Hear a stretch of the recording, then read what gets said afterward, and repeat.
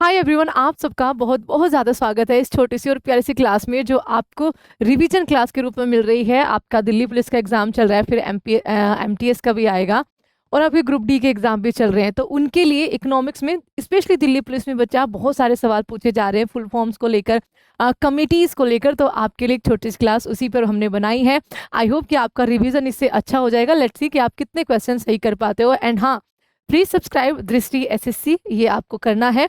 और ये हमारी नई थीम हमने यहाँ पर शुरू करी है। नहीं मतलब 10 मिनट शो तो बहुत पुराना आपका चल रहा है, लेकिन आप 10 मिनट आपको आपके सपनों के नाम, जो आपने इतनी मेहनत की है उसके रिवीजन के नाम। चलिए शुरू करते हैं। पहला सवाल, यूपीआई का पूर्ण रूप क्या हो जाएगा बच्चा? तो यूनिफाइड पेमेंट इंटरफेस हो जाएगा। आरबीआई का पूर्ण रूप आपका क्या हो जाएगा? तो आप सबको पता होना चाहिए, रिजर्व बैंक ऑफ इंडिया है। 1935 में 1 अप्रैल 1935 को इसका यहाँ पर गठन हुआ था हिल्टनियन कमीशन के द्वारा। सीडी देशमुख पहले भारतीय गवर्नर इसके यहाँ पर बने थे, ये आपको ध्यान रखना। ऑस्मोन स्मिथ जो है वो पहले आपके यहाँ पर ब्रिटिश काल के गवर्नर थे, ध्यान रखिएगा। आईएफएससी का पूर्ण रूप क्या हो जाएगा? तो इंडियन फाइनेंशियल सिस्टम कोड हो जाएगा। एनईएफटी का पूर्ण रूप नेशनल इलेक्ट्रॉनिक फंड ट्रांसफर हो जाएगा। आरटीजीएस का पूर्ण रूप आपका रियल टाइम ग्रोथ सेटलमेंट हो जाएगा। केवाईसी का पूर्ण रूप क्या हो जाएगा? आपका नो योर कस्टमर हो जाएगा। आगे देखिए, एनपीए का एनपीए होते हैं बच्चा नॉन परफॉर्मिंग एसेट, अगर हम बैंकिंग टर्म की बात करें तो नॉन परफॉर्मिंग एसेट्स। सीआरआर क्या हो जाएगा आपका? तो ये मॉनेटरी पॉलिसी के अंतर्गत आपका आरबीआई के अंतर्गत आता है। Bank rate, repo rate, RR, reserve repo rate मतलब सीएलआर, एसएलआर, ये तो सीआरआर हो जाएगा आपका कैश रिजर्व रेशो। एसएलआर का मतलब हो जाएगा सैचुरेटरी लिक्विडिटी रेशो। आईएमपीएस का फुल फॉर्म क्या हो जाएगा? तो बच्चा आईएमपीएस जो है वो आपका यहाँ पर इमीडिएट पेमेंट सर्विस हो जाएगा। अब इनमें डिफरेंस देखिए, हमने अभी 4 करे हैं ना कैटेगरी। देखिए NEFT national electronic fund transfer, RTGS real time growth settlement और आईएमपीएस, इनका कुछ डिफरेंस देखिए यहाँ पर। मिनिमम ट्रांसफर लिमिट एनईएफटी में ₹1 होती है बच्चा, उसके बाद आप कितना भी ले जा सकते हो। आरटीजीएस में मिनिमम ही आपके यहाँ पर 2 लाख होते हैं और आईएमपीएस में भी सिर्फ ₹1 से शुरुआत कर सकते हो।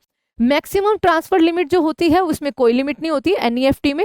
आरटीजीएस में कोई लिमिट नहीं होती, लेकिन आईएमपीएस में 2 लाख की लिमिट होती है। सेटलमेंट टाइम आपके कुछ घंटे लगते हैं, ठीक है, इसमें एकदम हो जाता है आरटीजीएस में, और आईएमपीएस भी एकदम से चला जाता है। अवेलेबिलिटी बच्चा इसमें 365 दिन 24/7 रहता है।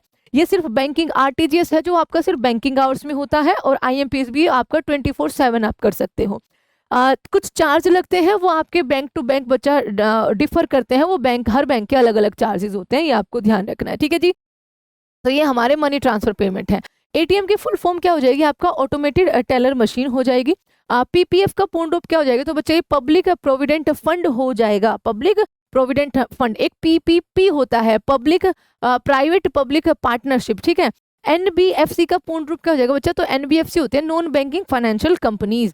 भारत में बैंकिंग सुधारों से संबंधित नरसिंह राव जो समिति है उसका गठन कब हुआ था? तो बच्चा देखिए 2 हुआ था, जो अपने पीवी नरसिंह राव है, ये आपको ध्यान रखना है। नरसिम्हन कमेटी 1991 में, जब भारत की स्थिति बहुत ज्यादा खराब थी, और उस टाइम पे फाइनेंस मिनिस्टर थे आपके मनमोहन सिंह, जो अपनी एलपीजी यहाँ पर आपका लेकर आए थे, ठीक है, नीति लेकर आए थे। तो ये आपका यही पूछा हुआ है। एक्चुअली बैंकिंग सुधार सबसे पहले इसी में किए गए थे, तो 1991 में। लेकिन उसके बाद आपको पता 1998 में भी आपका नर्सिंग कमेटी नंबर 2 आई थी। उस टाइम पे फाइनेंस मिनिस्टर थे आपके पी चिदम्बरम साहब, ठीक है।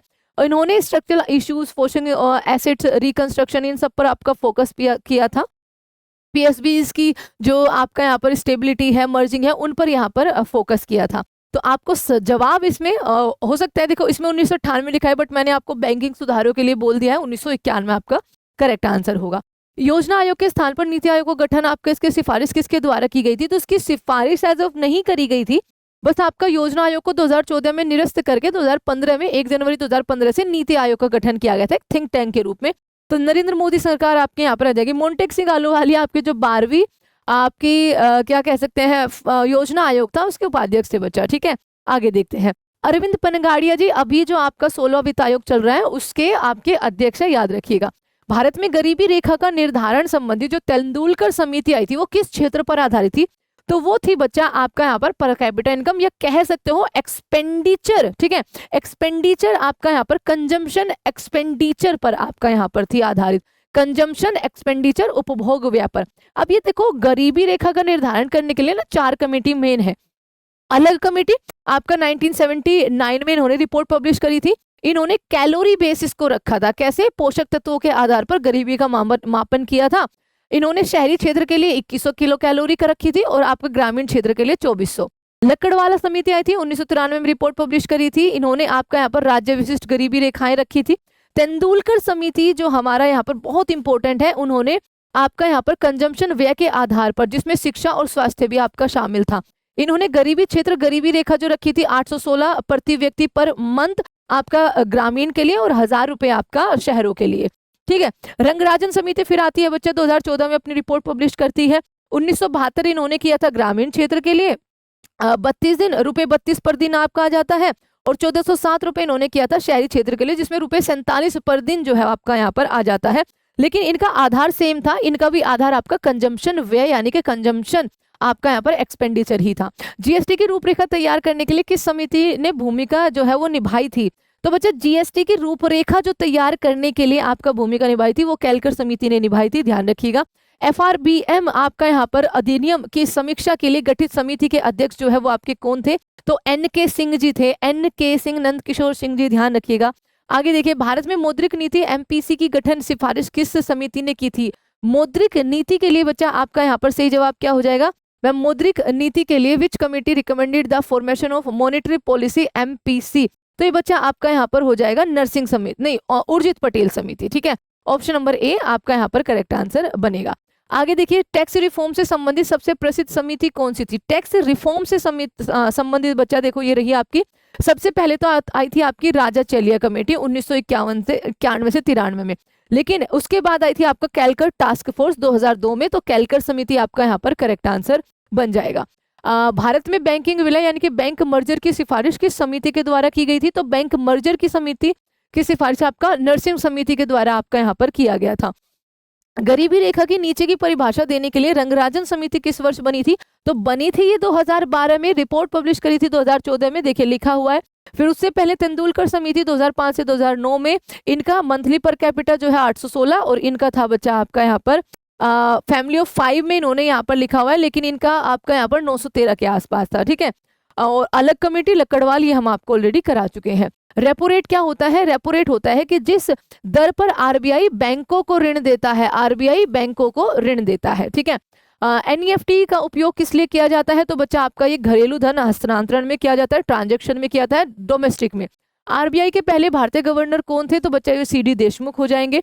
भारतीय बैंकिंग का जनक किसे कहा जाता है? तो वो एम नरसिम्हा राव को नरसिंह को कहा जाता है। प्रधानमंत्री जन धन योजना की शुरुआत जो है वो 2014 में करी गई थी। प्रधानमंत्री जन धन योजना, उद्देश्य इसका क्या था? प्रधानमंत्री जन धन योजना का उद्देश्य बच्चा आपका था यहाँ पर वित्तीय समावेशन यानी कि आपका फाइनेंशियल इंक्लूजन। आगे प्रधानमंत्री मुद्रा योजना जो है वो किससे संबंधित है? तो वो मुद्रा योजना बच्चा जो माइक्रो एंटरप्राइज है यानी कि आपके जो सूक्ष्म उद्योग होते हैं, लघु उद्योग होते हैं, उनको ऋण प्रदान करना।